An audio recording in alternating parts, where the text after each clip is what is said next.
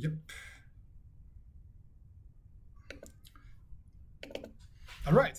So, hello everyone to another life science stream with our fellows here at the Wolfram Institute. We have Nick, Jonathan, and Uti, and we are going to be discussing the Infrageometry project and developments in specifically this new part or sub-program that we're calling Edges as Places.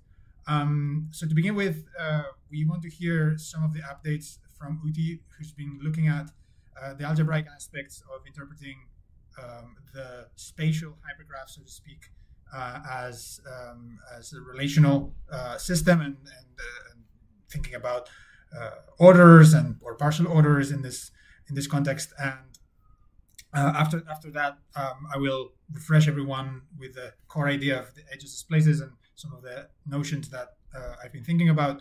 And hopefully after that, we will work out the continuity conditions. So to refresh everyone's mind, last week we left out with what are the natural translation of the concept of continuity or smoothness or different gradations thereof, those notions in the context of discrete manifolds, discrete models of manifolds. So we will try and work out some of these conditions in detail. But before that, Uti, why don't you give us some updates on what you've been looking at?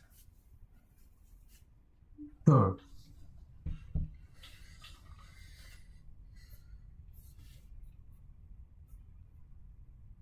I hope you can see my screen. Yes, looking good. Okay, cool. So I mean, the idea of edges and edges as places was that if you have 2 points and an edge between them, that's interpreted or that's thought of as some space between 1 and 2, which we don't know about. At least that's how I think about it. And then as you grow the graph, you can think of the edges being more and more refined and the distinctions between vertices and edges slowly going away because you're filling in the edges with points or like these landmarks that you know about. And so if you translate that into formal mathematical language, hopefully it does make a little sense. So in this case, I think it does. And I'm pretty sure something like this has been done before. I didn't find any concrete literature on it, but I'm pretty sure like ideas like this have already existed, but it's nice to have them in code. So like, let's say I start with 2 dots. So like, if I want to describe what geometry is in this in terms of edges and places, sorry, oops, yeah, my computer's about to explode, but anyways. So you have vertices 1 and 2 and an empty space between them, so you don't know there's anything between them. And so you have 1, so I construct a partial order with the elements as 1 and 2, and since you have spaces, places, whatever, and an algebraic operation you can do is like take their union and intersection. And so I hope that in the partial order that shows up as like a meet and a join or something like that. And so what I do is I can take their union and I get 1 and 2. So this is interpreted as saying that this is like a space or like something which consists of both these places. And 1 and 2 are obviously contained in this place, in the union of these places. And so this is like a partial order that I get. And this is some algebraic property, which is probably not that relevant, but is nice to think about, is that it's a Boolean lattice, so it has complements and stuff. And I think the Boolean ring associated to this is F2 cross F2. Anyway, so if I take 3 dots, then geometry just keeps on, is just similarly not that interesting. So I get this, I'm pretty sure you can, yeah, it's kind of intuitive. Is everything like okay to now? Or should I continue? Maybe I'm missing something. So this just looks like standard lattice theory. The cluster diagram, right? Yeah. The inclusion map of how it's properly. Right. That's it. So this is just a distributive or possibly orthomodular lattice. I guess maybe I'm being slow. I don't see the connection between that and the edges as places idea. So over here, what I'm doing is that I'm labeling edges as like some Okay, so let's just give you this example. So over here you have 1, 2, and I label the edge as S, which is like some space. And so from this, I construct this lattice. So this space is thought of as like something that's including 1 and 2. Okay. So you get this diagram. So yeah, I mean I mean sure these are all lattices, and you'll get lattices because you're considering subsets, and then you're taking their unions and stuff. So if you have like a line like this, then you can consider S1 as containing both 1 and 2, S2 containing both 2 and 3, and S3 containing both 3 and 4, and you get this diagram. Yeah. Now for Right. for a triangle. Sorry? Yeah. So my interpretation of this perspective was that to connect to the edges of places and to hypergraphs is that you have some initial landmark data, so to speak, meaning vertices, and then you generate this combinatorial edges. So in a way, is sort of creating the complete hypergraph, the complete undirected hypergraph that will emerge from a collection of places. And so the initial example was the one where you are looking at 2 places and only up to binary edges, right? And I mean, if you only have 2 vertices, that's the only thing you can construct. And this lattice is just representing, I guess, the construction process, or the because it's about the inclusion, as you said, it's having a union and a join and a meet and so on. But so my understanding is that this was more of an example of how to generate hypergraphs that are easily interpretable as in this edges as places perspective, more than this adding on the edges as places interpretation, right? Is that correct, Uti? Yeah, but like the main point of here is that like you can construct a lattice from a graph by just considering like literally the edge 1, 2 as 1, 2, but this is not what I'm doing here. I'm considering the edge as being different from just 1, 2. Yeah. I'm interpreting 1, 2 as just these 2 landmarks, and an edge as a completely separate space. So like it's not so I'm not constructing just the lattice from the graph. So I'm using the edges as places idea to like basically label the edges between them as a separate space, which contains the vertices that it's adjacent to, that it points to and from. So in the graph you attach this edge label to whatever actual label for the vertices are, right? If you scroll up, like some edges haven't. I don't get what. Not this one, but the next one, the actual lattice bit. This The S and this okay. big one, right? This How one? do you attach? How do you name things with S? As well? Oh, so right. So So this is in from the edges, right? So that there's some kind of edge labels. Previously. yeah. So the lattice is constructed. So this is like a partial order, and the elements of the partial order are the subsets of this.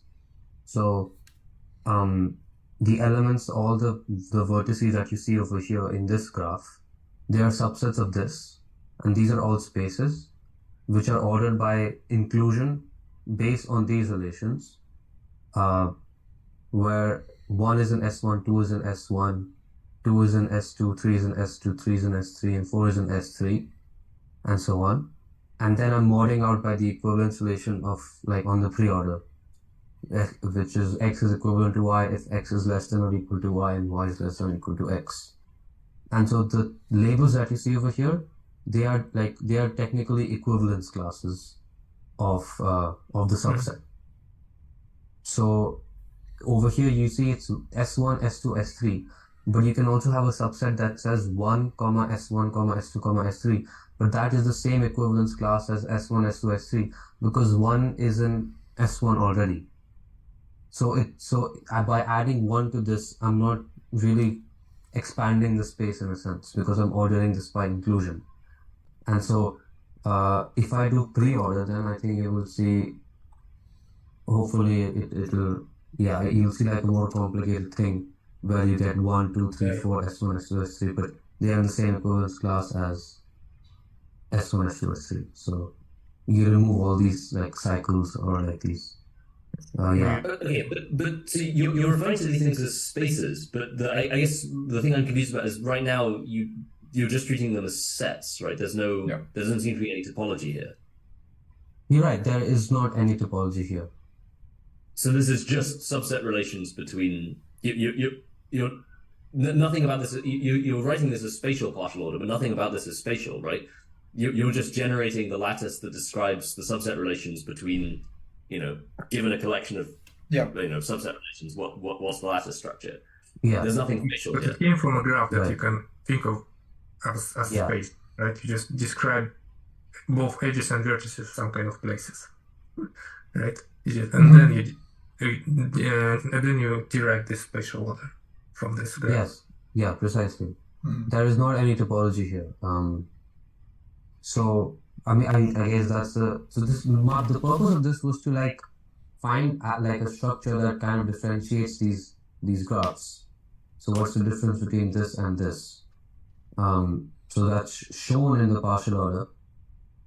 But like in the traditional partial order where you don't think of S1 as like a space, you get like a trip over here, like traditionally you think of this edge as 1, 2, but I'm thinking of this as S1, which is like a separate space in a sense.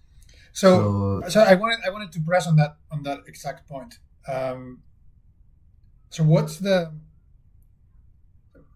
is exactly the meaning to denote it differently? Because I mean, I understand that if we're doing labels for edges, then this is its entire game, right?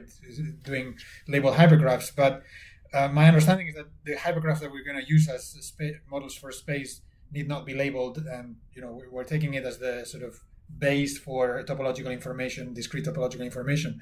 So, in that sense, I mean, are you thinking that this is insufficient for what you wanted to show, or are you stating something along the lines that there is a distinct? I mean, there is the 1, 2 edge because it's just the pair, but it's also a singled out edge between 1 and 2 that you want to distinguish as a different edge, or what is exactly? Yeah, precisely. So if I look at the first example, which has just these 2 dots, then 1, 2 is not like the edge 1, 2, because the edge doesn't exist. Okay. Instead, I'm considering like the union of 1 and 2. So I understand. It's literally just these 2. Right. I see. Right. So you're considering the union as a probe for topology, right? Like you're saying, when you consider these 2 together, then this happens between them. Yeah. Right. I understand. The claim is that the partial order should give us, like in the last meeting when we discussed the edges as places idea, the partial order is probably just, it doesn't have any topology. It doesn't give me any geometric information, but it does have the structure of this partial order captures what the edges as places thing is trying to say. And if we use like lattice theory or like order theory or whatever, we can like, I think it should be possible to recover simplicial geometry from this, as we discussed yesterday. If you have, so like a better example probably would be if I have like a 1 simplex, which is kind of shown weirdly in this plot. I have this triangle, but a 1 simplex is filled in, right? With some space in between. So the hole is filled in. And so over here, I would label that hole as S4, where S4 contains S1, S2, S3 as well. The point is that if I consider S1, or let's say if you just consider the edge 1, 2, and I consider S1 as some space that I don't know about, which doesn't contain 1 and 2, then the partial order I get is just like S1 is just a completely different thing, and so there's no information. Yeah. So what essentially what you're saying is if you treat vertices as, zero arity hyperedges, edges, as one arity hyperedges, edges as two arity hyperedges, etc., then the distinction between the arities is in the initial specification, not in the kind of fully closed lattice. It's just how many subsets there are. So a vertex is something which has no spaces as subsets. Yes, precisely. An edge is something that has only vertices as subsets. A hyperedge is something that has only edges and vertices as subsets, etc. Yeah. Sorry? Yeah, sorry. No, go on, please. And these, as you said, these are the initial specification. These are the generators of this pre-order or like partial order, essentially. And the generators give you the, should be sufficient and is sufficient to give you the entire partial order. So one thing that I would warn against is so I know it's natural to think that, if you have the edge 1, 2, 3, you should have the sub edges 1, 2, 2, 2, 3, 1, 3. But I think that's potentially going to limit the expressive power of the formalism, because you might want to so if you think of edges as places in this conceptual sense, which is something that I wanted to mention in my summary anyway, but I think it's relevant now. You actually, so vertices are indeed different. If you don't want to go into the hyper edges, hypergraphs of hypergraphs kind of territory, which I don't think we should initially. We should try to stay as lean as possible in the first description. Then vertices are like landmarks on your space, and edges in general are sort of spatial relations between landmarks, right? So it could be just that you're highlighting landmarks in the case of one edges. It could be that you're relating pairs of landmarks in the case of two edges, etc. But it is fundamentally different to say, landmark A, B, C, landmarks A, B, and C are in some kind of triangular configuration, meaning that there's in-between space among them, but that doesn't necessarily mean that there is in-between space A and C unless you specify that there is in-between space A and C, right? Because in a way if you assume what you mentioned, that the edges are subsets, then you actually don't need hypergraphs in some sense, right? Like you basically just say, well, you take whatever order of relation of the involved vertices, and then you just trickle down all the subsets. It's basically the power set of any collection, right? So in that sense, the expressive power of having hypergraphs and the full flexibility of hypergraphs, as we are working with in generally at the Institute and the Wolfram Physics Project and so on, I think actually kind of warns you that this shouldn't be. That's why I understood this as a way of generating a specific kind of hypergraph, which is the one that comes from purely subset kind of hypergraph. But I think we should stay flexible and say, well, the hypergraph is God-given, so to speak, is a spatial hypergraph, and the relations are going to be dictated by that topology, and not do the natural thing that is otherwise natural, right? I agree with you. It's natural to say, well, if you have subsets, those are they have their natural Boolean algebra to them, and it just functions naturally, right? I would just say that we probably want to have that kink in our formalism so that we actually have expressive power and we are flexible enough down the line. I'm not saying that this is a problem necessarily, but it certainly restricts the expressive power of what the interpretation, at least, of the spatial hypergraph can be, right? As a primary object. Because imagine, I always go back to the same example, which is a triangle with only two binary edges, right? 1, 2, 3 with a triangle 1, 2, 3, but only 1, 2, and 2 and 3, right? So if you're interpreting things as subsets, you cannot distinguish that topology from the topology that has all the triangle or no edges on the sides and things like that, right? So you want all the cases to be distinct because they are technically distinct as hypergraphs. They are non-isomorphic hypergraphs, right? So, but anyway. Sorry, so in the last example, you said that if you have a triangle with like the edge 1, 3 removed. No. Right? Yeah. Okay. Yeah. Sure. But when I say triangle, I mean solid triangle. right?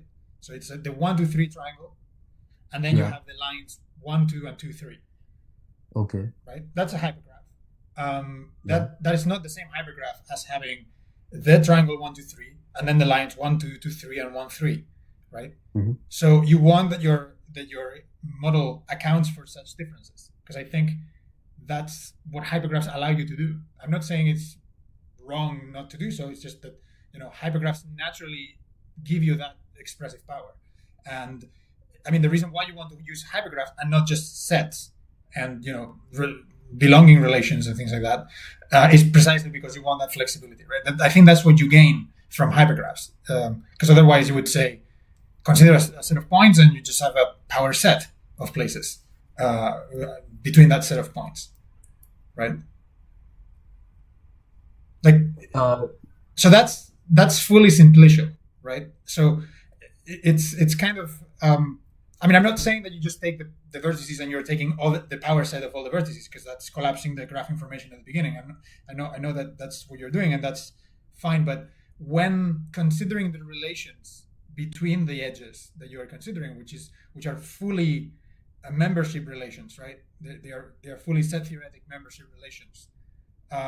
Okay. I think that there might be an issue because that example is not accounted for, right? Like you have a triangle that doesn't necessarily mean that you have the sides.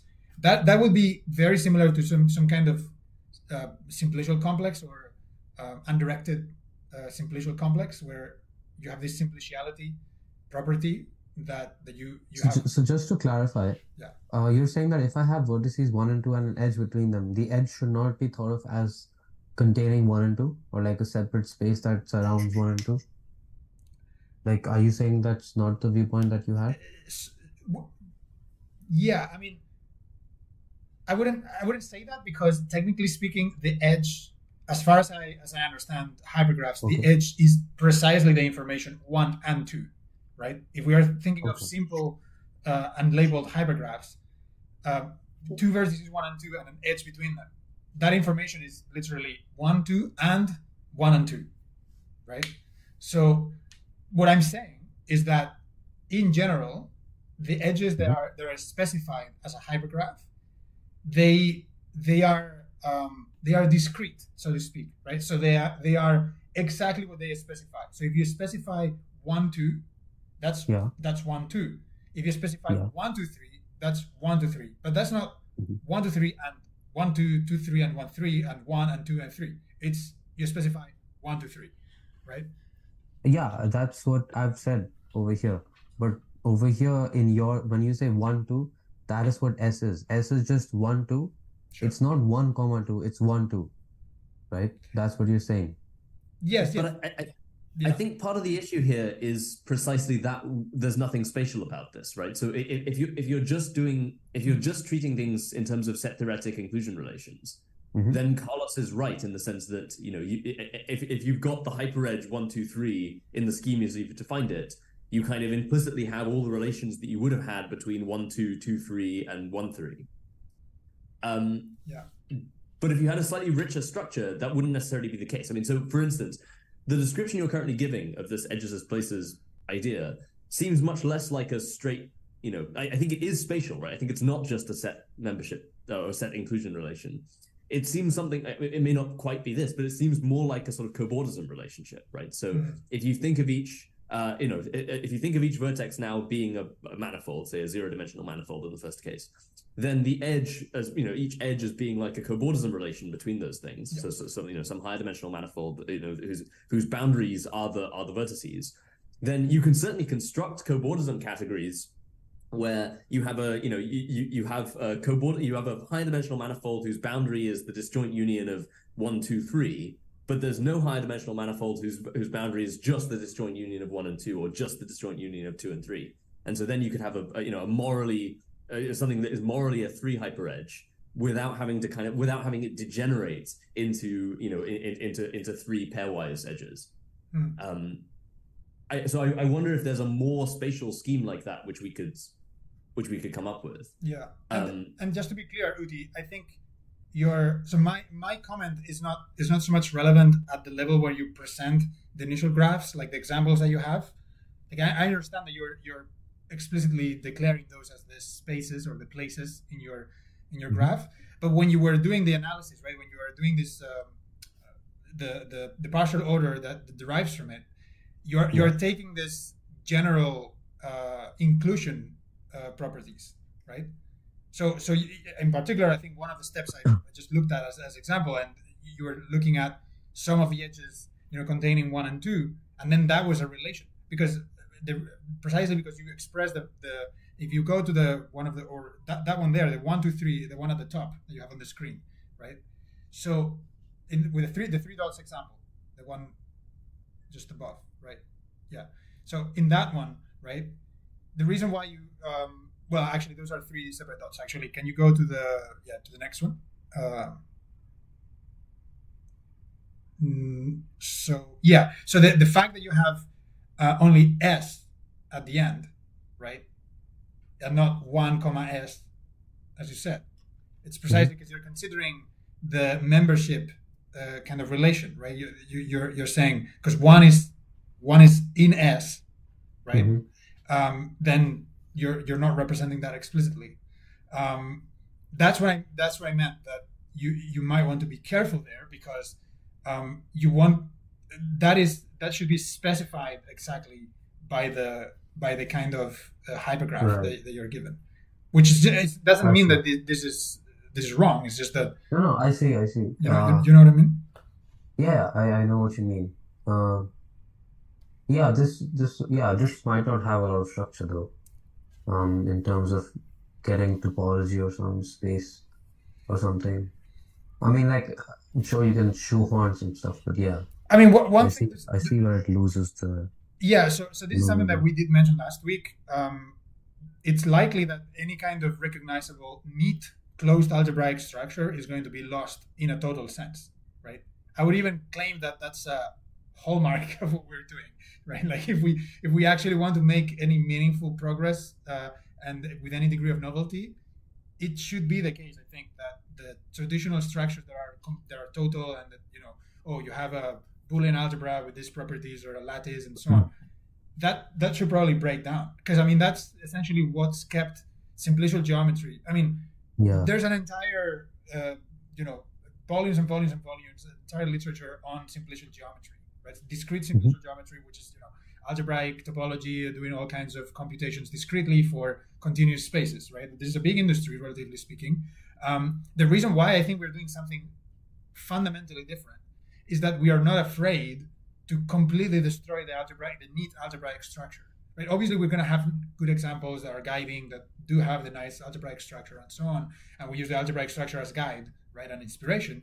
But I think it's precisely those instances in which we say we don't fear the fact that we actually break what makes the algebraic structure neat and complete and total and well-defined, but we can continue computationally because we have a computational approach. We don't have a formalist mathematical approach, right? So I think that's I see. That's what I'm trying to say. Yeah. No, I agree. Right. Yeah. This is very minimalistic. Yeah. Yeah, it's minimalistic. Yeah, and I think so. Maybe it's a good point for me to make my case for what I was saying about edges places. So it's great that we're going to focus on the figuring out the continuity conditions and whether this can turn into something more concrete, because so what I tried to do after last meeting was to define the groupoid, effectively the fundamental groupoid of these spaces, right?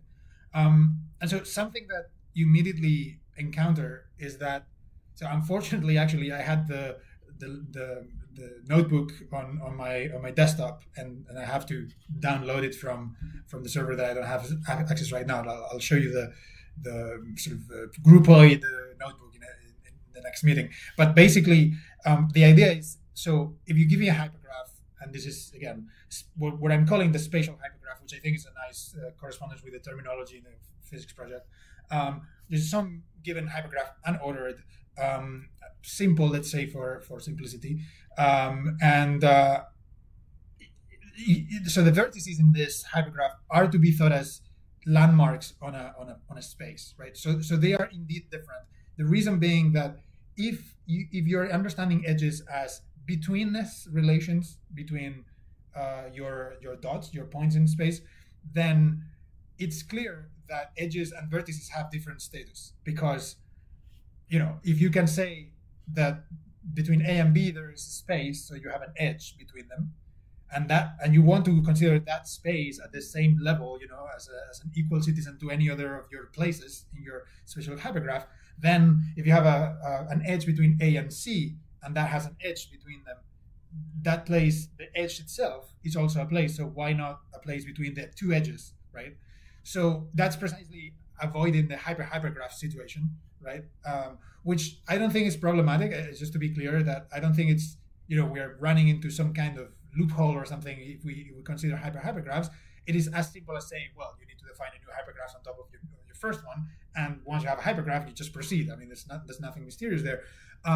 But I do think that the spirit of geometry has this, or at least the usual differential geometry and differential topology has this notion of, you give me space, that space contains all the information that in a one object kind of description, right? And it's sort of stems out of it constructions that are natural, that kind of probe into this space and give you different aspects of the space. So in keeping with that philosophy, I think it's important to try to do a hypergraphic description and not hypergraphic description. So that means that vertices are indeed sort of privileged places in your manifold, which at the end of the day, makes sense that they are distinct objects in your construction. And then edges should be understood as sort of highlighted betweenness information that is available, right? And there can be many conceptual interpretations of this. I actually was talking to my father and his colleagues. They do fluid dynamics and computations and all kinds of discrete element calculations. Very practical. They're engineers, and it was interesting because so I was trying to explain basically what we are trying to do with our project, because I said, actually Jonathan is doing some kind of fluid simulations in some relativistic sense with this kind of stuff, and so basically if you want to, you could understand conceptually that the information that is encoded in a single given spatial hypergraph could be a coarse graining or a partial knowledge of a more detailed space that you're probing or that you're trying to describe, and more to the point where our models are generative models of such things, right? So you are beginning from a very humble sort of small thing, and you're sort of evolving it to something that could grow into quite complex and quite involved kind of system. So the idea is that it doesn't matter too much in a given spatial hypergraph. You shouldn't be too concerned if you have privileged locations or places which are your vertices, and sort of secondary betweenness relations between them, because it's mostly kind of the result of a probing mechanism, right? Some kind of either a generation in an evolutionary process, more in the generative sense that we are in the physics project and so on, or in a more traditional finite elements kind of approach, or numerical approach. Is your coarse graining, your grid size and things like that, right? So anyway, just as with that preface, I think what was happening is that the edges then give you the complete information about the topology of your space. And so in particular for the fundamental groupoid, which is what I was trying to kind of formalize and develop, you essentially end up with what you can imagine, paths of edges, right? So you have paths that need not connect vertices, but you have paths that are similar to actual paths in the line hypergraph, right? So if you had whatever hypergraph, you do the line graph of a hypergraph, right? So the graph that represents the vertex incidence, right, as a graph, as an actual pairwise graph. So you could do traditional paths on that hypergraph, and with labels on vertices, just designating edge or vertex for the new vertices, and that would give you a viable model of a transit space, the paths on which define your groupoid. And I think one of the main questions is and this is what I got stuck, and I was basically sort of trying different things, was I can summarize it in one example, basically. So what is homotopy in this context, right? So if you give me two paths that connect, that have the same endpoints, right? When are they homotopy equivalent, right? That's one of the core questions that we should answer if you are going to define something like a fundamental group or groupoid.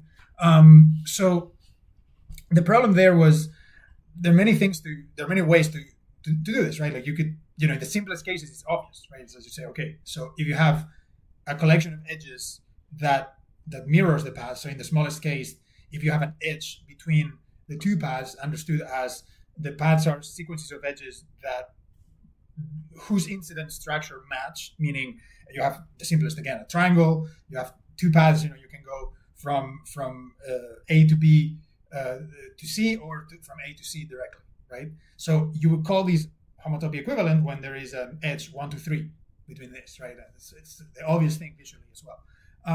Now the problem with that is that it looks simple in the small case, but it's not obvious at all how you generalize this notion of homotopy equivalence, especially when you have mixed order hypergraphs, and there can be any kind, even if they are just simple undirected and it's just sort of like edges of a certain order.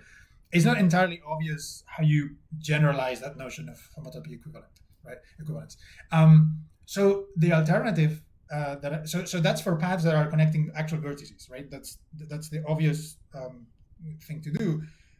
When you're considering paths that are in this what I call the path graph, which is the graph, the line graph of the hypergraph that give you places. There you could, in principle, define simply sort of if paths have the same length and they traverse edges of the same order, in principle you could have a definition of homotopy equivalence that only cares about that kind of cardinality level checks, right? That you're saying, okay, if you're traversing edges of a certain order or below a certain order, and there's a sequence from each pair of such edges, there's a path of edges, so there's a sequence of edges that are incident or contiguous in this sense, then that's kind of a more natural, sort of more generalistic way of generalizing this notion of homotopy equivalence. But anyway, so that's what I was trying to think about more precisely. But that gave me the notion that it's quite important to emphasize what I said last week. It's quite important that we fix this idea that there's a spatial hypergraph, which is our base, which at a given time is sort of static God-given, and then we sort of construct spaces, or sorry, I keep saying the geometry language, we construct hypergraphs out of this original hypergraph in the same vein as you construct spaces out of your original manifolds. Then you do something to them, and then they become manifolds, right? The fundamental groupoid being the core example, right? Right.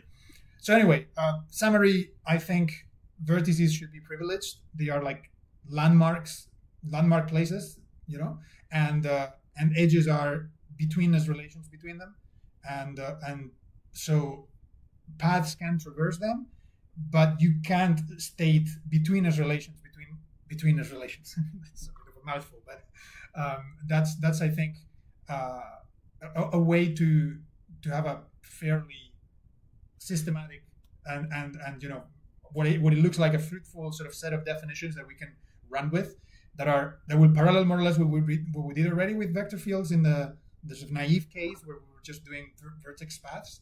And I think most of that debate, if not all of it, in fact, is going to apply to this case, because I would say we can transport all our developments in our previous discussion for these general graphs to the line graphs of the spatial hypergraphs. And we have, I don't think we need any modifications. We might need to think carefully whether actual paths are between vertices or not. So by that I mean, they can traverse edges, but they might actually have to have a start point and end point on edges. On vertices. And so, but that's the only caveat. Other than that, I think everything we did before applies in this more general setting. So that I think leaves the room warm for us to actually make sense of the other side of the question, which is the functions side of the question and how to deal with functions. Because I think the vector path side of the question is fairly obvious. I don't see any major limitations or any major roadblocks that are gonna impede our progress. But I don't have a good intuition of what the continuity conditions are going to be, or what functions should be defined on these things, right? I mean, one could say, well, functions on everything, just a blanket, no condition, and see what happens. But I mean, we will end up with the same problem. We say, well, what makes one continuous, the other. So anyway, that's kind of the preface and what we could start it now. That's a really nice conceptual summary. And I agree, broadly speaking, that I think the kind of the purely topological side, around tangent bundles and global sections, I think I agree. I think it's not 100% nailed down, but I think I'm confident that with one meeting, we can pretty much nail down the formalization of that. Definitely. I agree. I think the open spaces in the functions, and it's interesting that you brought up this thing about fluid dynamics and these kind of practical numerical analysis things, because I think there is actually a very good analogy there, at least to the way that I'm currently thinking about these continuity conditions. Because so the context, when you're doing something like a finite volume discretization, right? So you take your domain, you take the domain of your PDE and you split it up into these finite control volumes over which you're integrating the differential equation. But then if you actually want to evolve that in time, if you like, therefore, in the most naive case, you're kind of assuming that that all of your fields are piecewise linear. You're assuming they're piecewise constant. Sorry, Right. They're piecewise flat. Right. So each cell just has a constant value, and then there's a discontinuity between each cell, and then to evolve the PDE forwards in time, for instance, if it's a hyperbolic PDE, then what you're doing is you calculate a flux function, and then what you care about is the intercell flux, right? How much of each quantity is being fluxed through each boundary. But to do that, you don't care. You have the piecewise constant data, so you can calculate the flux functions at the center of each cell. But that doesn't matter, right? What you care about is the value of the flux function at the boundary of the cell, and so then you have to make an extrapolation. And so then, like the simplest way you can do that is, if you've got a Cartesian grid or something, you just take 3 cells and you say, okay, so I know the value of the function here, I know it here, I know it here, and then I construct a linear interpolation. So now I assume that my data is piecewise linear. Mm-hmm. And then from there, I can extrapolate the boundary value. But then that obviously limits, then I can only get a first order accurate evolution. But then I can use more information. I could take 5 cells and I could do a quadratic interpolation. Right. And then I do a boundary extrapolation that gives me a second order method and so on. And so the point is that the more you restrict the order of the method, the less well you're going to capture like things that are close to discontinuities, right? So in other words, you are imposing certain continuity conditions on the on the equations that you're solving. So the intuition that I'm initially running with, although I'm open to being talked out of this, is to think of edges as being like the analog of our boundary extrapolated values, right? So it's like, let's imagine we define a scalar function, so we're just assigning field values to every vertex. And then the question becomes, so in the arity 2 case, what values do we assign to the edges? So again, like in the simplest case, you could just do linear interpolation. You could assume that each edge is just a sort of interval between, between those vertex values, and that will give you kind of the most continuous possible function that you could have on that space. But you could also imagine having doing quadratic interpolation or higher. And so that, and those will be able to capture progressively less and less smooth, less and less continuous functions. And so, I guess, first of all, does that align with people's intuitions for kind of how that might work? It does with mine, for sure. Okay, Nick, you're someone who often has views about these things. Yes. No, at this point, kind of. Yeah, maybe the intuition right, but I don't have any comment. Don't have any additional ideas at this point. So can I try to characterize what you just said? So to make sure I understand properly. So because we are agreeing that vertices are the landmark points, and we want to understand values distributed among them. So your thinking is that we can go from something, as direct as a linear interpolation, so that the edge value is something like an average, some kind of linear additive average, which Exactly. will be, in principle, there can be anything, but if you gave something like that, which is fully determined by the values of the vertices for a given edge, then you would say that is maximally continuous or maximally whatever, right? Right. But then you could have deviations from that, and you might, you might. I guess something that I have in mind. I can't forget, because I guess I'm haunted by hierarchy in some sense, and I can't really forget it. Not to plug it unnecessarily, but Yeah. it's when you take the average of numbers, it's kind of a game of, you give me a bunch of numbers, what kind of averaging you can do. That, I'm not an arithmetician, so maybe I don't have enough experience with this, but is that a closed problem in the sense that, oh yeah, you give me these elements of a field and you can do because I already know that in the traditional case you have the geometric average and the arithmetic average that are sort of based on two different operations that, if we are formal, they are separate, they are not interdependent, like in integers. So anyway, but before deviating into that, which might be a relevant conversation for the near future, but so I understand that you take some averaging of the vertex values as being the default more continuous one, and then any deviation from that is going to be characterizing a discrete version of discontinuity or classes of different continuities and so on. Is that what you had in mind? I think so. Yeah. So if you imagine it's like you take any path through the in this case just the graph. Sure. And you're fitting some one-dimensional function to it, right? So in the first case, you could just fit a piecewise linear function, and that would give you the average at the edge points. But you could fit any polynomial you like to that, and you can get progressively more progressive deviations from that level of smoothness. Yeah. And yeah, so that I guess the idea is to say we characterize how discontinuous the function is by the degree of the polynomial that you would need to fit to make it consistent with the edge values or the edge functions or whatever. Mm-hmm. Because we know that you can fit polynomials that do to any finite set of values. You can fit a polynomial that does pretty much anything that will still go through those points. It's just it might have arbitrarily high degree.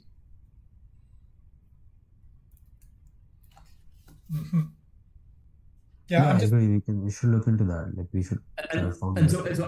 And one of the things I think is nice about that is that it fits quite nicely with this sort of more spatial view of what UTI is doing, right? So if you start to think about, so maybe we can discuss a little bit how the higher arity case would work, right? Because so if one thinks about edges as being cobordisms between if you think of the vertices as being manifolds and you think of the edges as being cobordisms between them.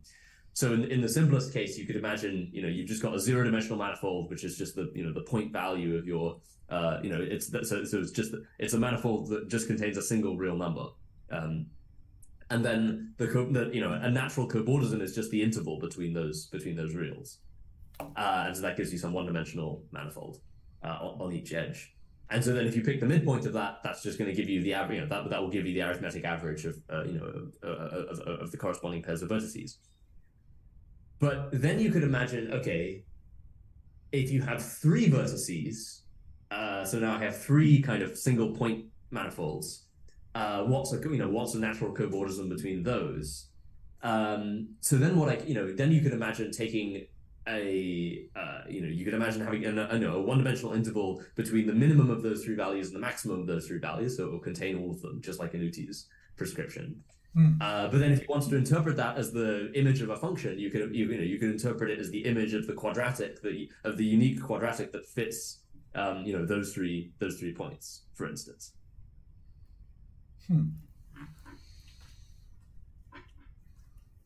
So it's probably very useful that we are thinking that you guys are thinking more in terms of interpolation of polynomials and having sort of higher order distinctions, because my mind is gravitating very rapidly towards sort of discrete models of of this in some senses. Okay. Like my mind is switched to the discrete mode because we're in this discrete geometry setting. So Yeah. I'll just throw this idea that just came to mind because it might be relevant. So I don't know why I didn't mention this in the past live stream because it was relevant there, but for some reason it didn't click. So how about if we are doing discrete geometry, we might want to be working over discrete fields, right? I mean, this is something that we've mentioned before, right? And in some settings, it was kind of obvious that we should because there was some naturality to some of the definitions of like discrete angle, for example, and things like that. But anyway, imagine that we are working over some discrete field, and particularly an ordered discrete field. So I think this is probably just Z or something, right? One possibility for continuity could be that so at the end of the day, right, like continuity of reals of something that over the reals is going to have to do with the order relation of reals, right? Like it has something to do with the fact that they are well ordered, right? So if you had something like that in a discrete in Z, let's say Z, right? That's my working example is with Z. You have the +1 relation, right? You have the successor function on your set. So continuity could be that the finite difference that you encounter is the minimal one, right? So the maximum continuity could be that the finite difference that you encounter as you traverse the hypergraph is the minimal one, meaning that between edges there's always at maximum one unit of difference, right? You mean along an edge? So every pair of vertices has a most... Yeah, so this perspective is particularly visual for vertices, so for the vertex-centric perspective. Yeah. So, but I was going to say, this feels very anti-edges as places. Yeah, right? It definitely does. But the reason why I wanted to mention it here is just in case it illuminates something in the other direction, right? Now, I understand that it's kind of going against the edges as places, but you could also think of, in the sense that edges as places is just a line graph over the hypergraph, right? And you are just doing honest paths on that. That could apply there as well, right? It could be that it's this idea of minimal increment on the path graph, right, and not the actual spatial graph. Right. So that to me is an interesting thing to at least explore because we don't really have experience with geometry over a discrete field because almost by definition of geometry traditionally we're going to be working on some continuous fields that contain R or something and well-ordered kind of properties and so on. So I think what it would be interesting is that you want to preserve the well-orderedness of your field, but you will probably want to drop the continuity, right? So you want to have something like minimum change, right? Which is a notion that doesn't exist in the reals. That's why there are the reals.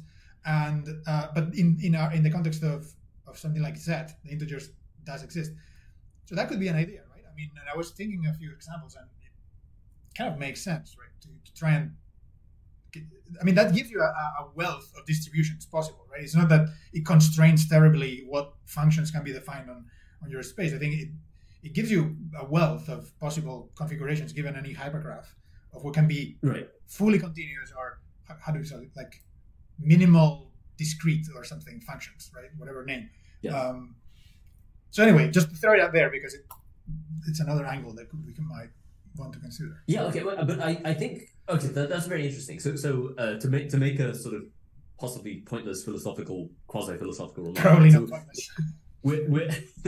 We're running into this classic issue with this, or classic question with this whole program, which is what intuitions from the continuum geometry case do we want to preserve when we go to the discrete geometry case? So I think, Carlos, if I can characterize what you're saying, what the viewpoint you're advocating for, which I think is completely sensible, is that in a sense we want to preserve the intermediate value theorem. We want to preserve Bolzano's theorem and those kinds of things, right? So then there is an obvious analog of the intermediate value theorem for what it means for something to be an intermediate value in a finite field. And so we just define continuity as being a function that satisfies the intermediate value theorem, which is a completely sensible way to do it. Yeah. All right, so let's think about that. Whereas I guess the other approach that I was advocating was more like we want to preserve the notion of differentiability classes, and how can we do that? But again, I think there's potentially a synthesis there. So as you say, there's like a hierarchy. So here's one possible prescription. So you could retain the edges as places idea, but you could say that the each edge is just it's a discrete interval. It's just some ordered set. So some sequence of field values. And that corresponds to the values that you traverse in between the two vertices. So in the minimally, or I don't know, I guess maximally discrete continuous. This is ridiculous, but maximally continuous discrete thing that you were describing, where where essentially every edge corresponds to a minimum finite difference, maybe a finite difference of 1. Yep. Then you can imagine each edge is somehow just the empty set, right? You're not traversing any intermediate values. Yep. But you could also imagine if they jump distance 2, then each edge has cardinality 1, and so on. And so then you could still retain some notion of smoothness classes, as long as you also are prepared to assign sequences to each edge. Absolutely. Yeah. I think that's interesting. That's interesting, actually. Yes. I'm just forming the idea in my mind of having those sequences of field values around. Because I think we are at an important crossroads, as I said at the beginning, that we definitely want the edges as places, because I think it bears fruit clearly. Like we are seeing the results already. But it might be but vertices are special, and so it might be that we want this. We want edge. So we want the edges to be the support for some kind of aid to define notions, right? Which is exactly what we're doing, right? We're saying we have vertex A, vertex B, and we want to relate the two numbers in some way, right? That's exactly how we began last week with the problem, right? And so right.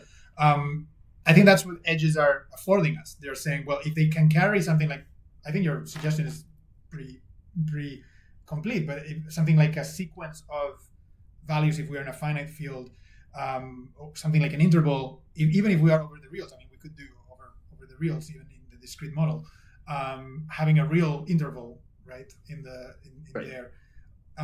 It's worth noting that a sequence of values from a finite field that will still that still satisfies the axioms of a cobordism in the discrete case. Sure. Yeah. Yeah. And I think it's also powerful enough that you can generalize. I was just thinking that you could. I mean, I don't know if we necessarily want to, but if you wanted to generalize those intermediate values as just being subsets of your, even with an order, right?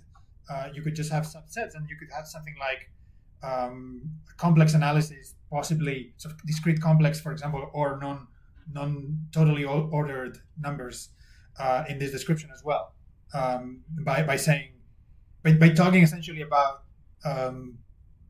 like neighborhood kind of behavior, right? Where you just assign, this edge carries this subset to this. And I mean, if you want to really get Baroque, I guess you could imagine having a hypergraph model for numbers in which each edge carries a hypergraph.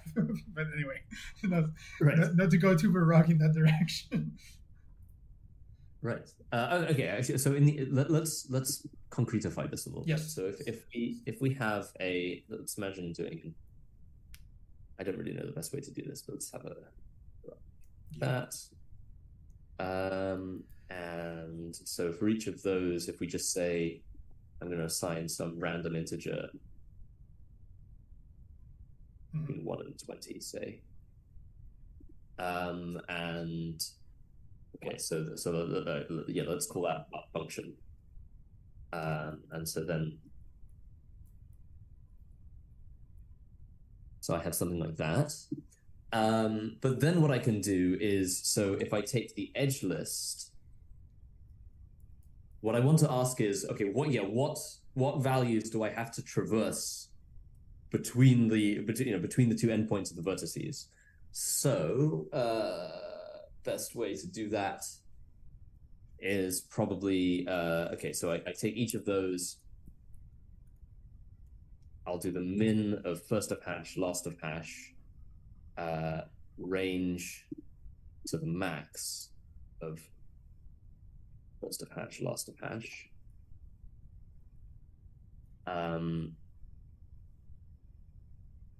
something like that. Except I don't want first of hash, last of hash. I want function. Oh, let's make this as an association, just because it's easier. Yeah. I want the function values of those minimums. Yeah.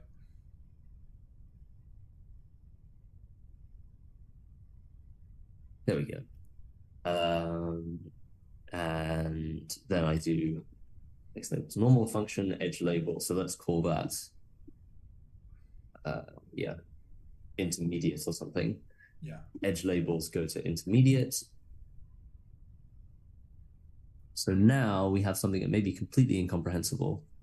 Okay, but actually I think that's almost right. So yeah, so in between 14 and 15, we have to traverse 14 and 15. In between 6 and 14, we have to traverse those. But what we probably want is that +1 and that -1. Yep. Right. So what you were describing as kind of the, sort of the minimally continuous, or I guess, is where every edge is the empty set here. But then the cardinality, the maximum cardinality of a single edge gives us some kind of quantification of how non-smooth the function is. Yeah, and just this is looking exactly right. But just as a technicality, because these notebooks have the tendency to be the records for what we do. Should we? I mean, the case where there's the same value, I think, is a bit problematic, right? We're not accounting. Like, technically, this +1 -1 is doing something a bit iffy with that, because if you have two same values, you want that to be the minimum distance, right? Somehow. I see. So right, I see what you mean. Okay, so in the case, the smoothest function you can get is a constant. It's a constant, right? Okay. Right? Right. Yeah. Right. Okay, no, that's fair. That's fair. And it's only the next most smooth is one where the finite difference is minimal. Is 1. Yeah, it's minimum. Yeah, exactly. Yeah, I think it's just, okay. So we want that. But so did that remove? Because I think what will be nice is that the cardinality of that you can actually just map over cardinality, and you have something like a distant. So you have a distance function. Right? Because it's going to give you the absolute value of the finite difference of any path going through that, right? Right. Which is, I think, an important. I think it's a good connection to our description about paths, right? So maybe if you do the last -1. I see. Yes. Yeah. I mean, yeah, exactly. So it's the cardinality -1, isn't it? Here. Yeah. It's a bit arbitrary, right? Like it's a bit weird that. Are we thinking of linear interpolation over here? Are we thinking that in the case of, let's say, 15 and 5? So this would be the analog of linear interpolation, I guess, right? Because you're saying, because right now this is purely topological. There's nothing. We're not assuming anything about the analytic structure of if this is a function with these endpoints, we're not assuming anything about what that function is, apart from we know that this is its codomain. Yeah. Right. But yeah, so this would be because if you allow for quadratic interpolation, then it doesn't, then it can take other values apart from 14 and 15. It can go higher, it can go lower. But yeah, so I guess analytically this would be linear interpolation. But yeah, okay, let's do the arbitrary thing and say that. Yeah. Yeah. So 5 and 5 have empty. Yeah, that recovers. It does recover the. Right. It's a bit. Yeah, I'm trying to think. So a general function. So this one function is specifying, as you say, that's a maximally. So not maximally, but it's specifying for a given set of values what function.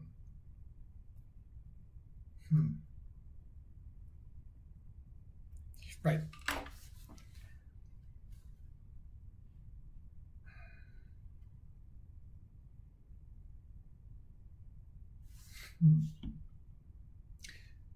So, okay.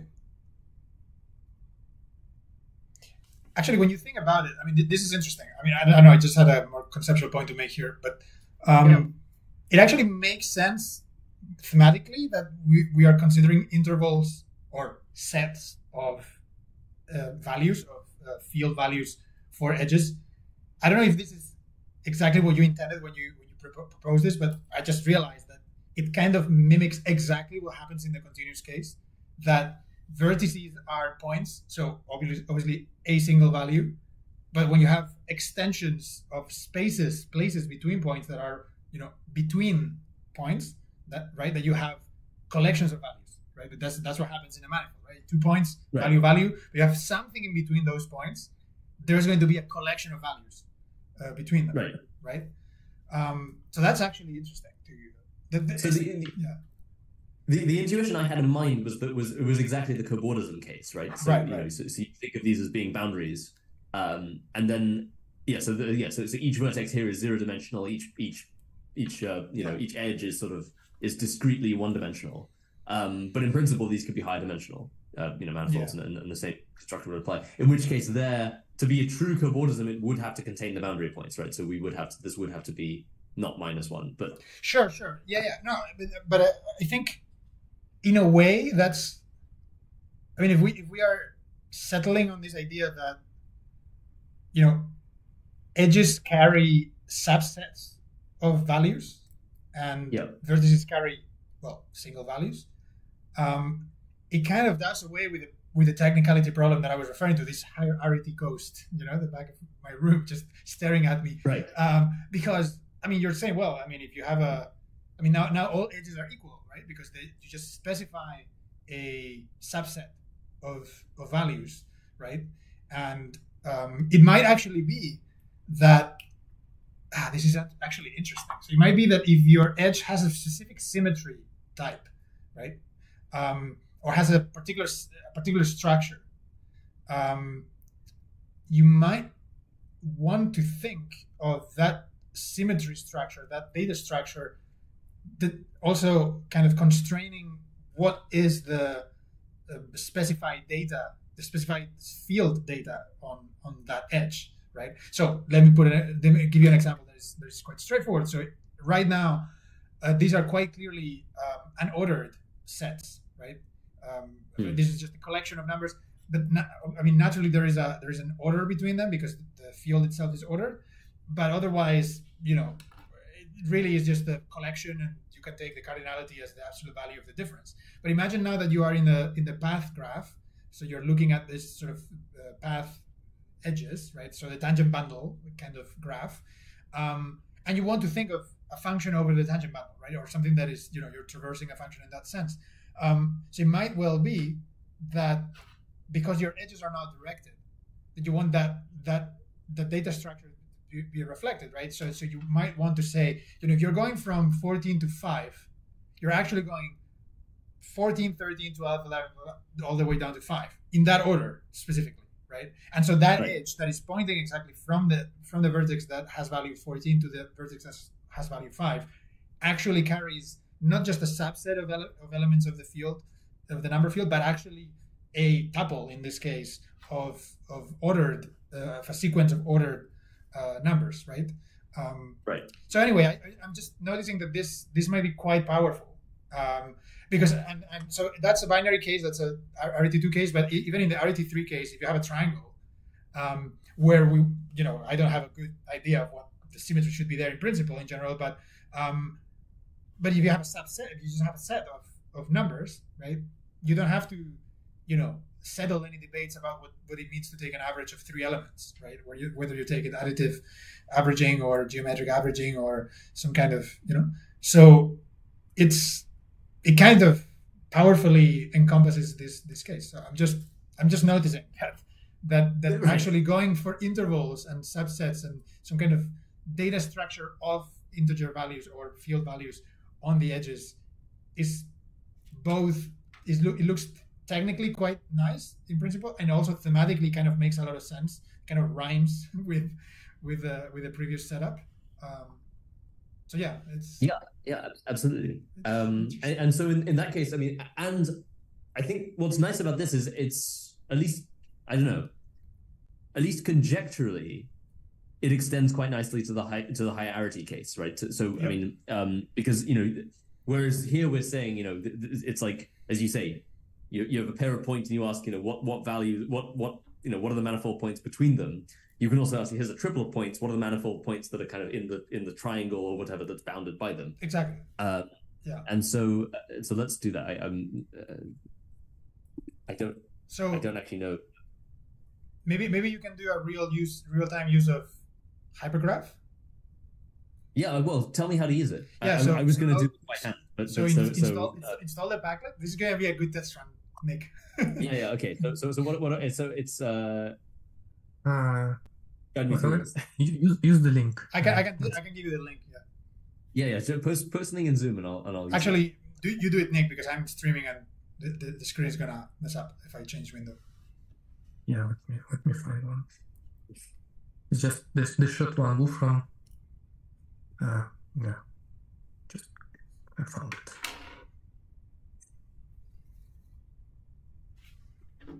Would have been faster to just type it. Okay, I have no idea what. Okay, I'm on 14 apparently. That's computer. Oh, that's good.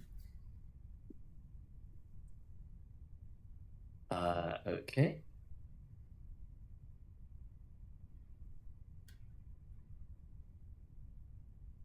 Right. Do I need to do? I need to do something like that, or it's Wolfram Institute backtick hypergraph. Wolfram Institute backtick hypergraph backtick. Yeah, and you get it. You get like less before that. Okay.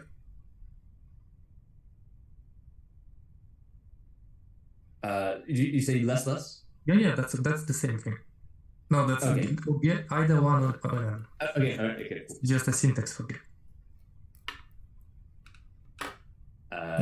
Ignored, I guess. Well, we can update it, but I think so. Reevaluate to use. Like, reevaluate this? No, I don't think we need.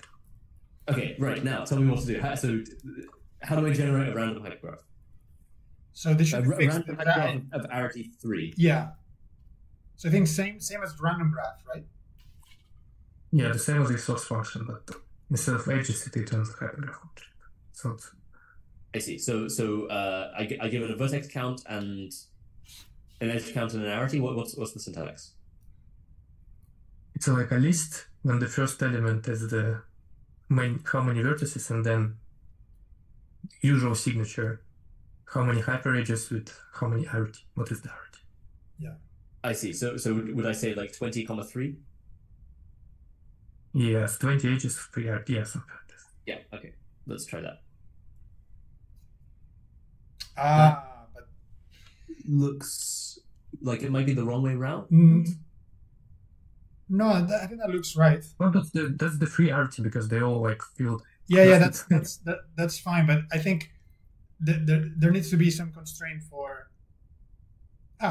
Okay. Well, that did the trick. I just generated too many edges. Let's do. Because the problem. So those lumpy ones, those are degenerate cases. So they are non-simple edges, which are not very good for this special hypergraph purpose. So I don't know if you want to generate a couple. You don't have an option to ignore those. If we don't, we should. But I at some point we did try to have one because it's kind of a simple whatever it is. The option should be something like simple. But maybe you can generate a couple, and one of them you generated didn't have one, and it was apparently the very lucky one. That's close. Yeah. It's a hypergraph lottery. You could also just edit it, right, and just remove it. That's true. Although, you can test it out if you want. It's like if you right click on the hypergraph. What is simple hypergraph plots? Does that remove multi-edges? No, that's just the actual plotting function. I just called it simple because it's not different. Okay, okay, but then if we generate our own random hypergraph, I can just put the nested list into simple hypergraph plot. Yeah. Okay, so let's try doing that. So let's just do. So you can just I mean you could just delete the non-simple one. That's true. Okay, It's funny because the second one you generated was actually simple. Oh right, I just screwed it up. Okay. No, I mean it's just completely random. I think it's very funny. Can I treat this like a list or like No, you treat it as a graph. You can ask edge list, vertex list. Yeah. Oh, I see. Oh, lovely. Okay, so if I then say so if I just say select, what's the best way to do this? Length of duplicate free. There is like a duplicate free function. Oh, is there? Duplicate free queue. Oh, wonderful. Okay, so I can just do that. No ampersand. Remove the ampersand. Oh, sorry. Yeah. What am I doing? Yep. Okay, nice. And then I just do. No, just wrap it with hypergraph, not the plot. Make an action. Okay. Yeah. Nice. Yeah. Cool. Okay. Right. Thank you. Right. So by the way, Nick, just a random question about how would you apply the theme now if you wanted to have like would you apply that like to the hypergraph itself? Just for graphics.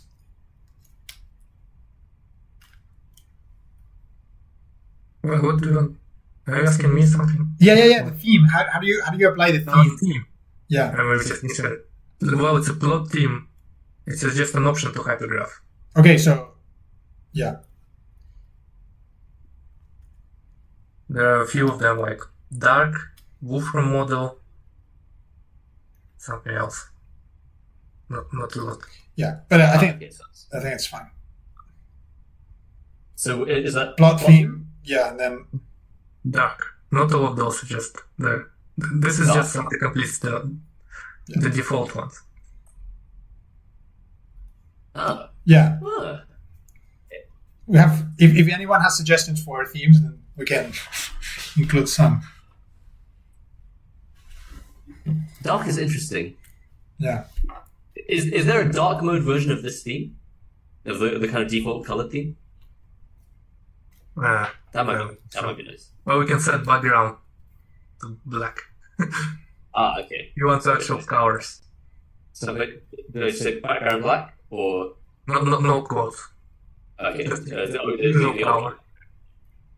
But the vertices are and then vertex style white. Vertex style white, and okay. That should do it. Yeah. That doesn't look as good as I thought it would, but okay. I don't mind that. That's the little novelty is quite nice. This is nice, actually. I like this for and when it's unordered, so you don't have arrows flying everywhere with no particular information to the arrows. It's really nice. Yeah. Okay. Right. So then, if I take that's our hypergraph function. I'll say hypergraph intermediates. Yeah, that should actually work fine. And then, okay, so what I actually want to do is min of, I guess, function. So hypergraph function mapped over. But I've got a list of them. So let's do hyper edge equals hash. Hyper edge arrow something. That's going to be edge list of hypergraph. And then I want to do min hypergraph function mapped over, I guess, hyper edge.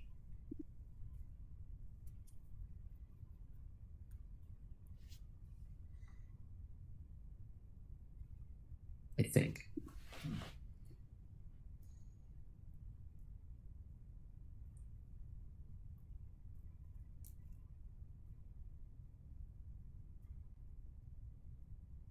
That looks wrong.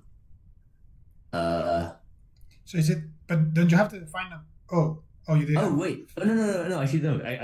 That's fine. That might be good, okay. Right? Yeah, that's yeah. Sorry, I forgot what I was doing. Okay, so if I say, so I can just say vertex labels, edge labels. Yes. Yeah. Okay, so if I do hypergraph function. Hypergraph function Oh, gosh. No, normal. Yay. Okay. That's pretty swish. All right. So then we do edge labels. Okay.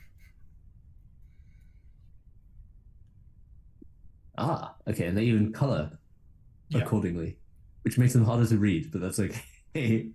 So maybe you can say edge label style. Yeah. Okay. Black. Something. Yeah. That's better. But okay. So at the moment, does that accord? This is computing any. So this is just max and minimum, and it's everything in between, right? Exactly. Yeah. Which is maybe not what we want to do. I don't know. I was thinking about it. I don't have an immediate suggestion how to do that at first, but I mean, because I am constantly thinking that we are sort of specifying a more direct way, giving a vertex function, specify a true function, spatial function, hypergraph function, whatever we want to call them, that has a particular property. That's what we're doing by doing this systematically, right? But in general, my understanding is that the space of functions, the space of hypergraph functions, will be the space of all the vertex value assignments and then all the subsets value assignments on the edges, right? And so the different conditions on how those relate are going to be something to do with continuity. So minimum continuity, I guess, would be something like the subset of values in your edge value needs to contain all the values of the vertices contained in that edge, right? That's kind of a minimalistic. So it's okay. Let me put it another way. So if the definition of hypergraph function, the working definition that we have now, is assignment of values to the vertices and then subsets to the edges, right? This is one way of specifying, giving just a vertex function, of specifying a hypergraph function.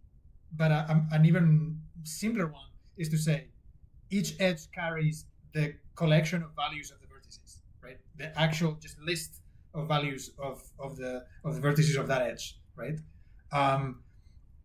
But obviously that's very poor. Like that doesn't have any structure, right? That has just the information of the function and the hypergraph, but no information of the function being compatible with the hypergraph, right? Right. So, but if you did include something like, like a range of numbers in this case that are totally ordered, for numbers that are totally ordered, something. If you specify if your edge contains everything in between, that captures something intuitive. Yeah. Okay. So the thing that's still bothering me is that it feels like there's an essential incompatibility between the two things that we've just discussed, right? So in one where you say the hypergraph function is just an assignment of field values to vertices, then it makes sense to talk about, okay, well then continuity is like, the lowest order case is everything's constant. The second order case, the next order case is the finite difference value on each edge is the minimum, that it can be, and so on.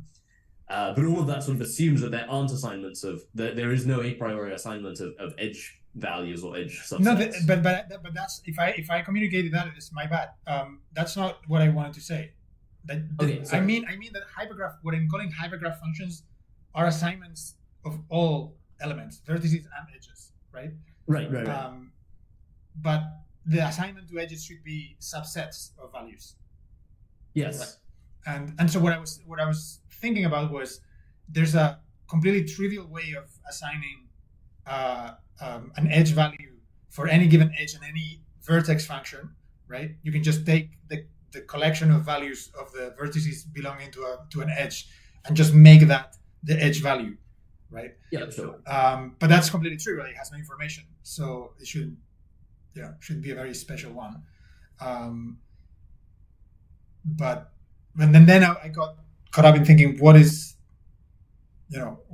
subsets telling us? Subsets of values of number values telling us what happens between the space. I mean, But I guess then I think we do get back onto. Then I think the interpolation question starts to become relevant, right? Because then, in a sense, what we're doing here, as Uti kind of pointed out, is we're assuming linear interpolation along each edge, and here I guess we're assuming quadratic interpolation on each 3 edge and so on.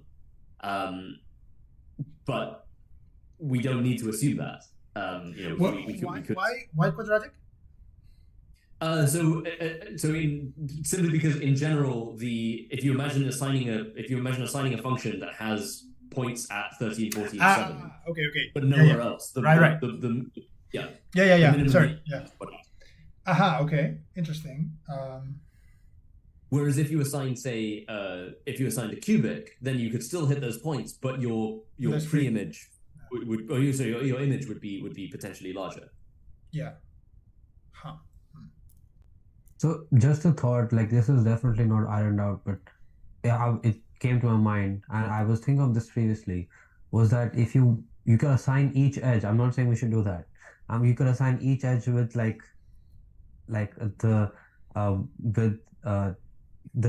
cardinality of the natural numbers. Like you can assign them. What do you call the cardinality of the natural numbers? I forgot. What's it called? Aleph null. Okay, so Aleph null. So if you assign Aleph null number of values to each edge, which kind of is the differentiable, like the first or second order derivatives, then maybe if you consider all the possible subset assignments to these edges, then smooth function might be the subclass of those functions where there's a bijection between the values that the function takes in between and the derivative values that you assign to the starting point. I'm not entirely sure I follow. Yeah, you're going to need to walk me through that again. Yeah, same. No, I was hoping someone else would, because this is not ironed out, but I'm saying... So hang on. So you start with each edge, you Yes. assign each edge. So you imagine that there's a function between the 2 endpoints, say, Yes. or the 3 endpoints, or however many are on that edge, Mhm. and you assign that edge some information about all possible derivatives of that function. Not all possible derivatives. Like, Okay. yeah, technically, if you're considering like this set of all smooth functions, then yeah, like all possible derivatives. Okay. And then what? Sorry, then I sort of lost it a bit. It's fine. I'm saying that for a smooth function, you don't need to know the value that the function takes in between. If you know the value of the derivatives of that function at the starting point, you can figure out the value of the function at the adjacent vertex, right? Yes. You don't need the subsets. So technically there should be a bijection between those Aleph null number of values for a smooth function. And yeah, so what you're saying, as far as I understand it, is if you knew the values of the derivatives of all derivatives at the start point, then you could populate these codomain sets that we're currently constructing just from that information, assuming the function is analytic. Yeah. Yes. Yes, that's true. Yes. I was asking how would we define? So we should define differentiability classes, or we should be able to define them using this interpolation viewpoint, and then define what a smooth function would be. Is like that subset of functions for which this bijection holds.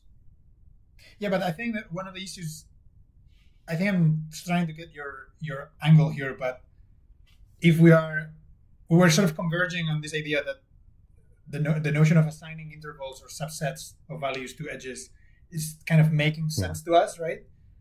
So I think your suggestion is absolutely pertinent, but what we try to make work here is that whatever definition we come up with in terms of intervals right now should be made to fit the definition of differentiability or continuity, because we don't have that one yet, right? We don't know. I mean, we are starting to see that it might be a good idea to assign subsets of values to edges, just as a general principle, but it's not obvious to me what is the the maximally continuous. I mean, we know that the constant is going to be the top. That's probably something safe to say at this point. But beyond that, I don't think we have a clear, objectively defined now, like clearly defined definition of continuous function, or at least a grading of continuous like functions in this context. So if we don't understand continuity, I think it's hard to understand differentiability. Or it might be that it's the same question, but in any case, we don't understand one yet. So it's difficult to go. Let me attempt to put a candidate translation of Uti's point, which may be very, very far removed from what Uti actually meant. Okay. But one possibility is okay. So right now we have this. Carlos, as you say, we're converging on this representation where in each edge there is some set that we're assigning, which we're interpreting as, say, the codomain of some function that takes values on the the endpoints of that edge.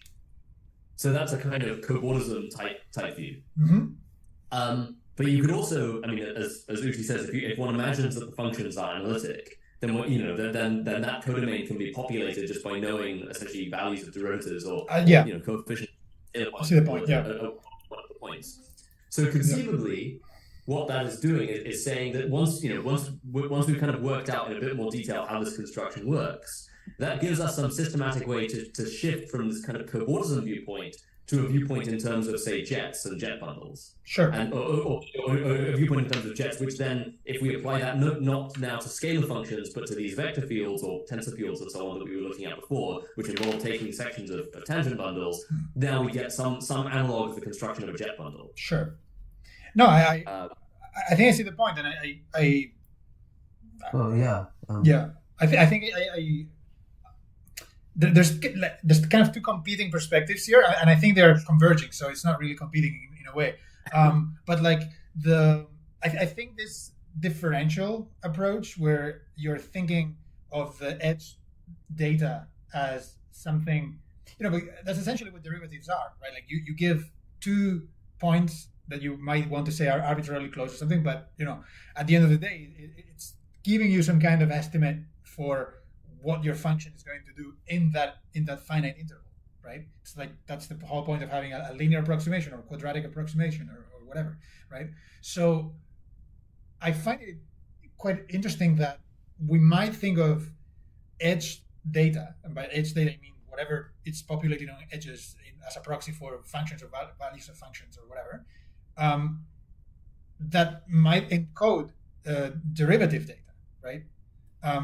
But I think that subsets of values are so far the best candidate that we found, like by a stretch, right? Like because it fits so nicely with the fact that it is in the if you actually believe the sort of averaging perspective of this or the coarse graining perspective of our story, then you would literally see these vertices as pointed elements of a manifold, or points in a manifold, and then you would see the edge between them as some region of the manifold.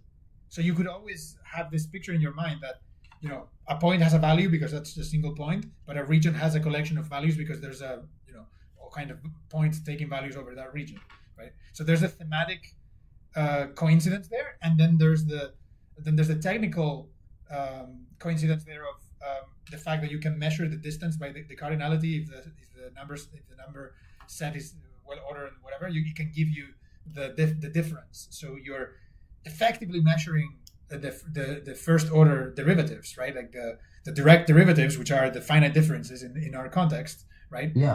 So I totally see it. I'm sort of caught in this loop of thinking about what it means for general edges, like this collection of numbers, right? For general edges, because it's not obvious to me that what goes into there, right? Like, because I mean, I guess for simplicity, you could just think having an edge of order n in terms of values, first approach is just going to mean what an open set does an open set or a submanifold does in a manifold, which is effectively that however dimensional you are, you can traverse the space always in the same, in a path always in the same way, right? Like it doesn't really matter So yeah, I'm not sure how to think about. So to summarize, it might be that we just want to say, if you have 3 or more points in relation with function values, it's the condition on the set that you are going to consider should be the same as the pairwise conditions, right? Yeah, I mean, so like, here's a question, right? So if we're starting to interpret these as being like open set manifolds, which I agree is that accords nicely with I think the picture that we're building here. Yeah. So suppose you have 2 3 edges that have 2 vertices in common. Yeah. So do we want to enforce some kind of condition, say closure under finite intersections, where the subset that you assign to the 2 edge that connects those 2 edges, if there is one, has to be the intersection of the subsets of the 2 3 edges that corresponds to the 2 3 edges. Well, I think those are precisely the conditions that you want to. Those are sort of the knobs that you can turn to have different classes of functions, right? I would say. Right. Those are precisely because those are exactly conditions that only depend on the topology of your hypergraphs, and therefore the ones that are they're going to populate our landscape of possible functions, right? Except it feels almost like we should be able to define, and maybe we need to do this before we start talking about notions of continuity, to define some analog of separation axioms, right? There's some hierarchy of the analog of like Tikhonov versus Hausdorff versus whatever hypergraphs, in which these subsets have certain closure properties under unions, intersections, those kinds of things. Might be. My intuition tells me that we probably one could start doing that, and then we will likely lose ourselves in the complexities of the jungle that hypergraphs give us, because I don't know. I mean, so in a sense, we are going to have infinite range of expressive power in some sense, right? Like, because you could always make quite baroque conditions for continuity. You could always think like, whenever you see an edge of arity 3 together with two arity 2 edges, you can always make up these conditions, and as long as they are consistently defined, they define you a class of potentially empty functions, right? So I think there's a lot there, and I honestly have very little intuition on how to navigate such a problem. But for example, I would be much more comfortable saying I need to have a ring of functions that has nice algebraic properties and some kind of algebra-like behavior that is capturing continuity or capturing, because I mean, in a way, it's like I would frame this debate as saying, I mean, you don't really need to define Hausdorff and all these kind of conditions to define continuity, right?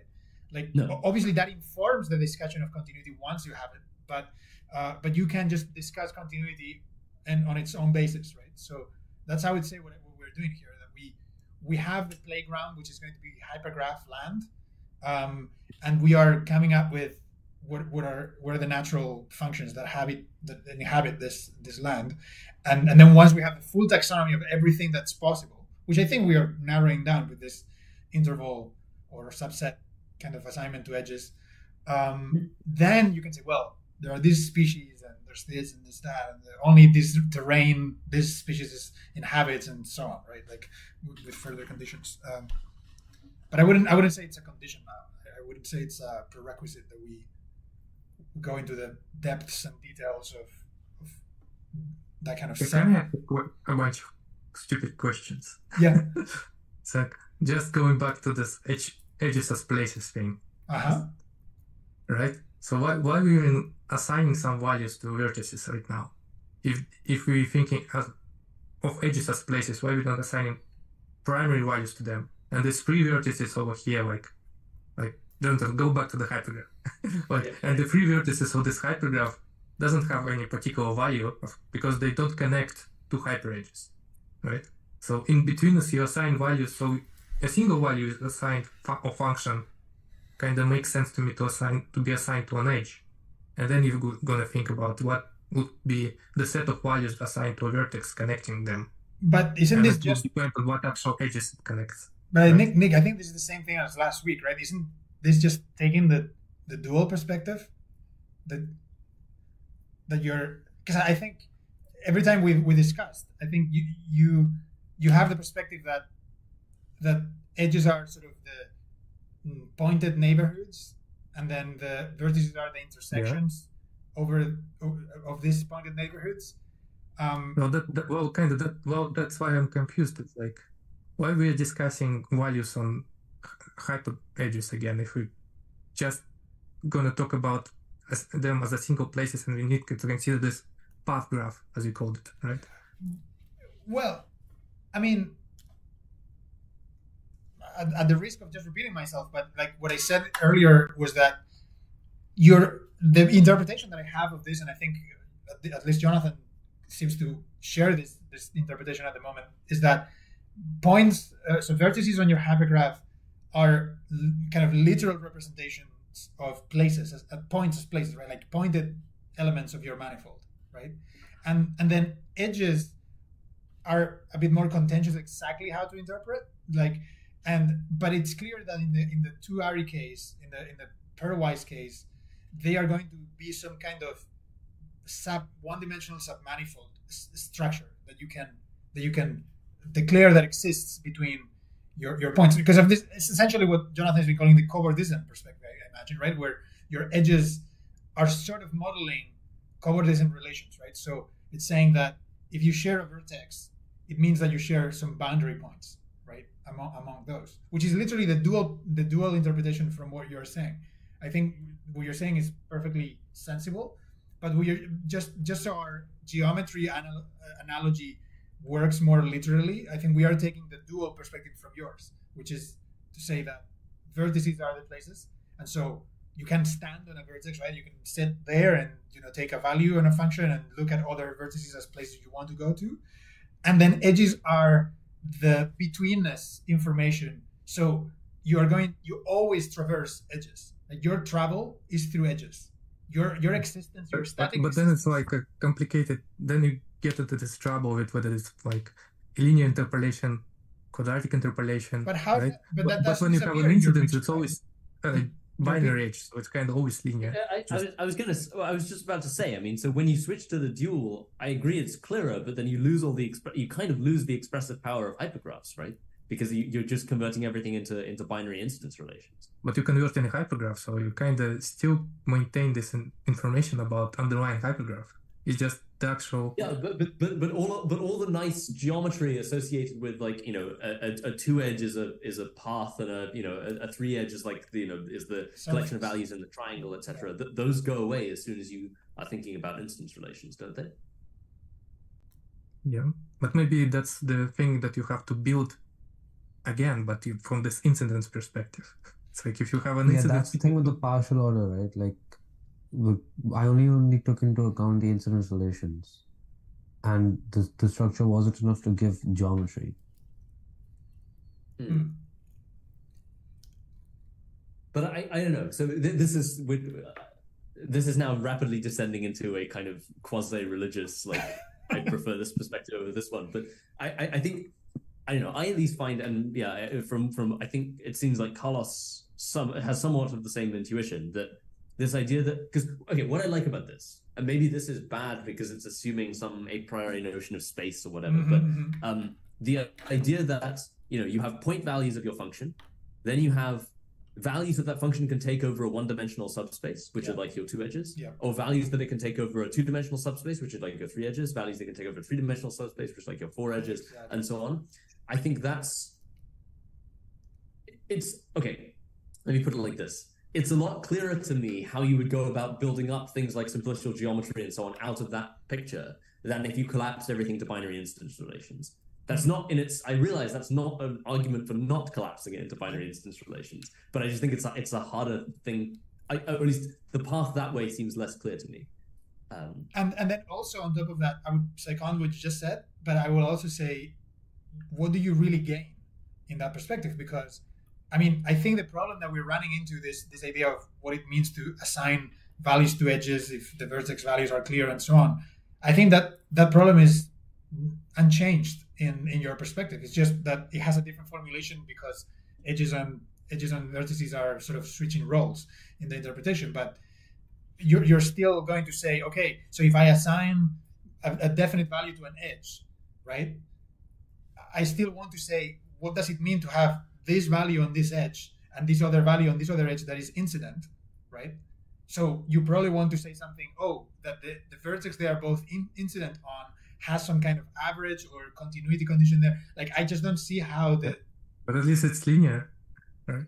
What do you mean? Kind of I just don't see how it's... I mean, I am... Maybe this is my limitation, but I'm failing to see how this... It gives you... I don't see how it gives you a canonical choice of such a description, right? Maybe the incident structure is, and this is going to sound contradictory, maybe it's like more topological because, and this is more analytic because you're essentially, I don't know how the interpolation viewpoint would fit in, like something where you don't have real numbers or some ordered set. Yeah.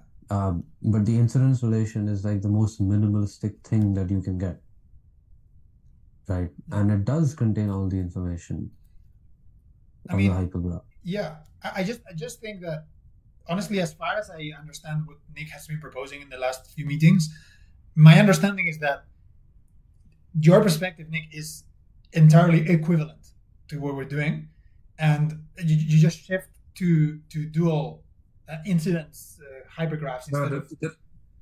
Basically, what is the function? What values of a function you assigned to, right? Whether it's edges or vertices. That's the main difference here.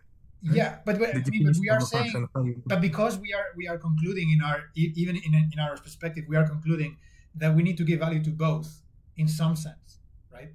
Like, in some way, functions are assigning values. But the original definition, what you assign value, then other things derived. It's like. Well, that's not true. That's not true. Yeah. Yeah. They're not, or they are derived, but only under certain continuity assumptions, right? Exactly. So maybe that's something I wanted to double clarify, which might be confusing here, is that it might sound like, because of the way Jonathan coded it, I said, there's an algorithm there. Let's do it differently, right? A generic function. So that is definitely a case of what you were saying, that you give a function for vertices and then it computes the function for edges, right? So the information was there already.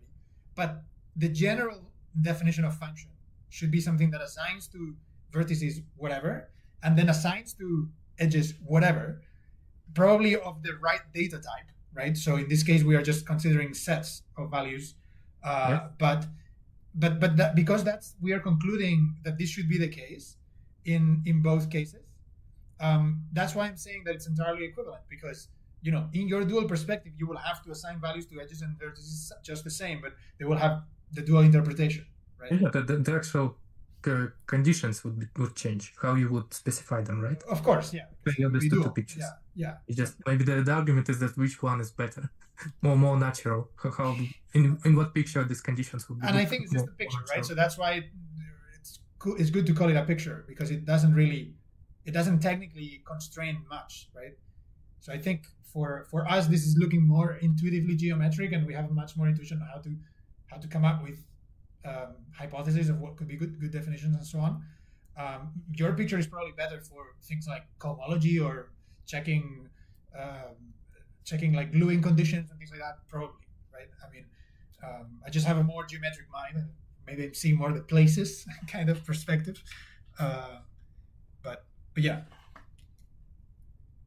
But yeah, I agree. I think you're right in terms of the gluing conditions thing. I mean, so what Nick is proposing sounds much more like the specification of because you could, if you imagine, if you imagine trying to specify a CW complex, you could, I guess, I mean, people don't normally think about it in these terms, but I think this is more or less the dichotomy that we're facing here. Mm-hmm. Is you could imagine starting by specifying the value of whatever analytic function you care about, within each open ball, and then only subsequently worrying about the gluing conditions. Or you could start by fully specifying the gluing map and then deriving conditions on the functions that you can define inside the ball. And so I think the former is that's the kind of vertex first, hyperedge second perspective that I guess Carlos and I have been working in. And the latter is the kind of instance structure first, vertex second perspective that I guess Nick is advocating. Yeah. But yeah, I mean, certainly in the case of superficial geometry, we know that those two things are equivalent. And as you say, I mean, the fact that these are related by a hypergraph duality transformation suggests that they're probably equivalent here too. But that's interesting. I mean, we should look at, we should investigate both perspectives. Definitely. No, it's good to have, as I said in the previous meeting, it's good to have Nick with this perspective constantly in mind, because it's always going to be dynamizing. By the way, guys, I have to go to a meeting soon. Okay. So I would suggest that we find some time early next week before I actually fly to the US, and then I'm in the sort of research mode and flying to Nashville to talk to some neuroscientists who are interested in potential applications of rewriting systems and whatnot. So how about we? I mean, I would need to leave now. I mean, I don't want to cut the conversation if you want to carry on yourselves, but I would rather cut it now and then have another session early next week before I fly, if that's possible. Let's do that. Let's try and schedule something for early next week. Possibly on Monday. Yep. Possibly Monday. People availability. But okay, so just to close, I mean, so Carlos, just to make sure I'm on the right, we're sort of all on the right page. So please, yeah.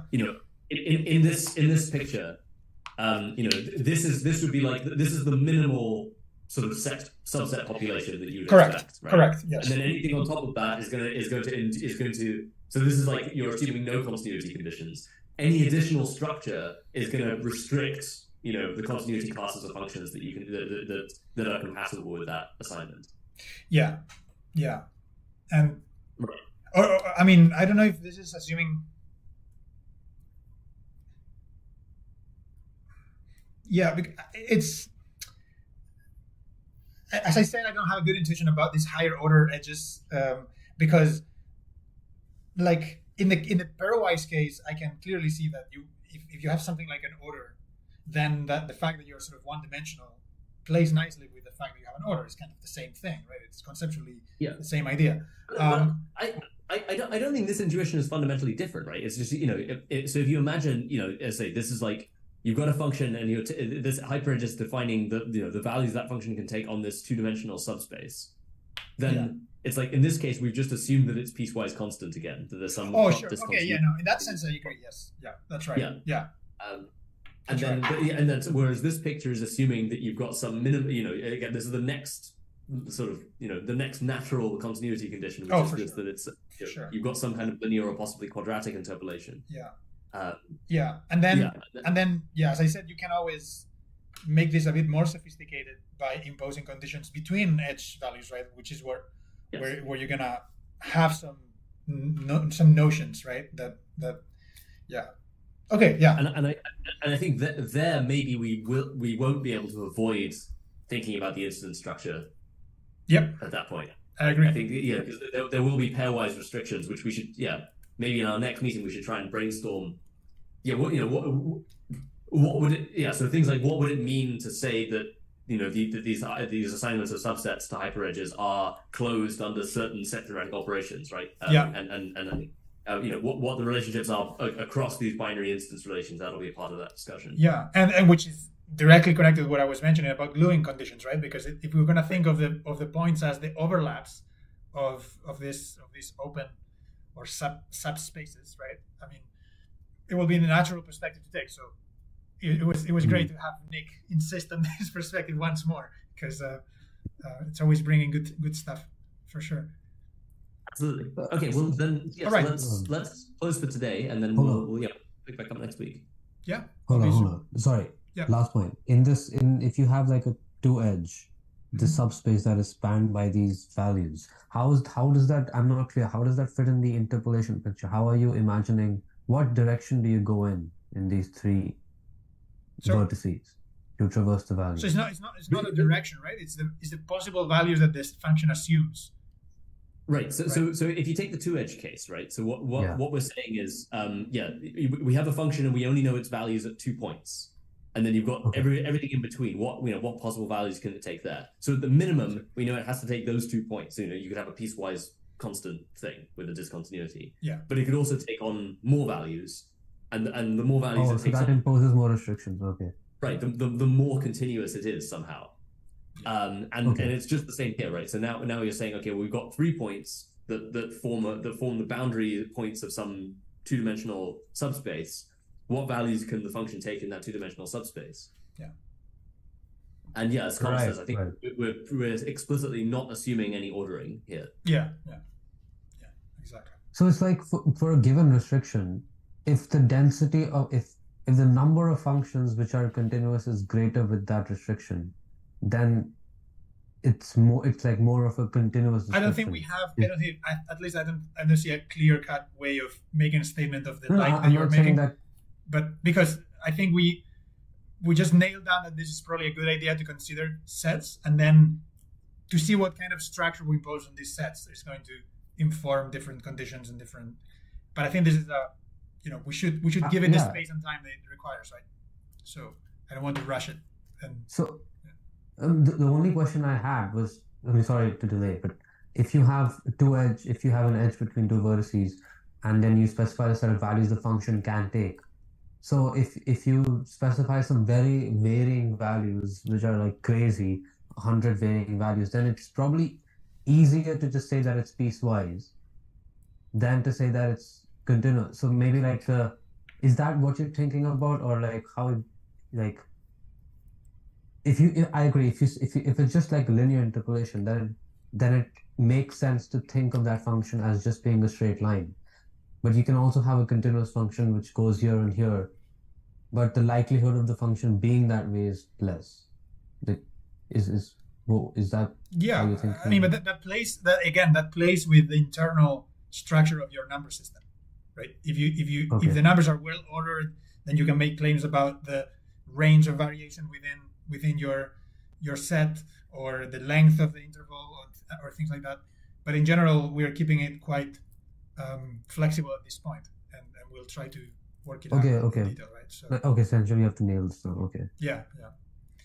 All right. Well, that was very productive, and hopefully we'll reconvene in a couple of days next week. Yeah, that was great. Thanks, everyone. Yep. Thank you, everyone. See you Monday. All right. Bye. See you soon. Bye.